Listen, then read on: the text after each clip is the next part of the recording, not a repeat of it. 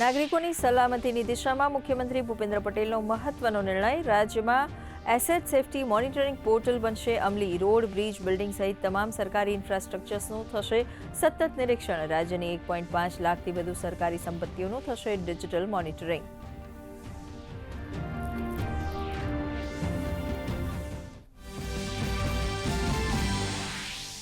રાજ્યમાં ગેસ પુરવઠા અંગે ઉર્જા મંત્રી ઋષિકેશ પટેલનું મહત્વપૂર્ણ નિવેદન. રાજ્યમાં એક પણ ચૂલો બંધ ન થાય તે માટે સરકાર પ્રતિબદ્ધ.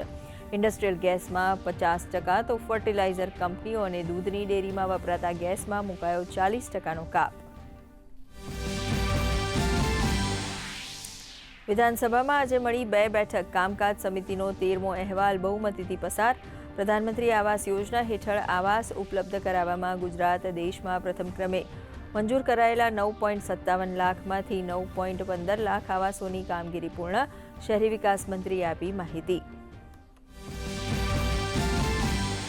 રાજ્યના શહેરોમાં તળાવો અને હવાની ગુણવત્તા સુધારવા માટે ગુજરાત અર્બન ડેવલપમેન્ટ મિશન શરૂ કરશે લેક એન્ડ એર વોચ પહેલ. 17 મહાનગરપાલિકા અને 152 નગરપાલિકામાં એર ક્વોલિટી મોનિટરિંગ તળાવોના મોનિટરિંગ માટે સિસ્ટમ થશે અમલી. એક્યુઆઈમાં વધારો થવા પર આપમેળે જનરેટ થશે એલર્ટ. પ્રધાનમંત્રી નરેન્દ્ર મોદીની અધ્યક્ષતામાં મળેલી કેબિનેટ બેઠકમાં લેવાયા મહત્વના નિર્ણયો. જલ જીવન મિશનની સમયમર્યાદા ડિસેમ્બર 2028 સુધી વધી. તમિલનાડુના મદુરાઈ એરપોર્ટને આંતરરાષ્ટ્રીય એરપોર્ટ તરીકે જાહેર કરવા અંગે મંજૂરી.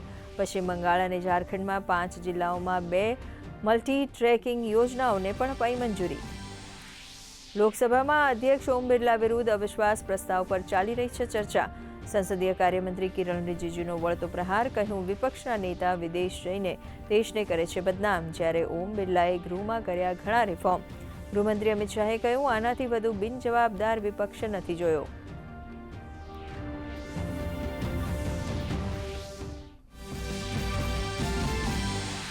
પશ્ચિમ એશિયામાં ચાલી રહેલા સંઘર્ષ વચ્ચે કેન્દ્ર સરકારે ઈંધણ પુરવઠાને નિયંત્રિત કરવા માટે કરી જરૂરી વ્યવસ્થા.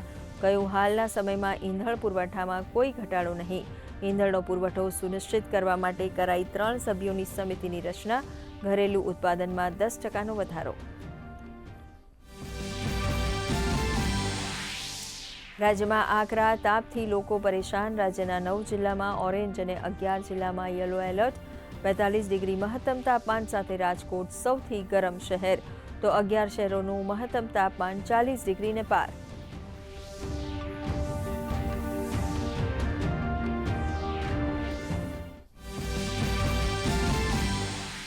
ત્રીજી વખત T20 વર્લ્ડ કપ જીતનારી ભારતીય ટીમને મોટા ઇનામોની જાહેરાત. વિશ્વ વિજેતા ટીમને ₹131 કરોડનું ઇનામ આપશે BCCI.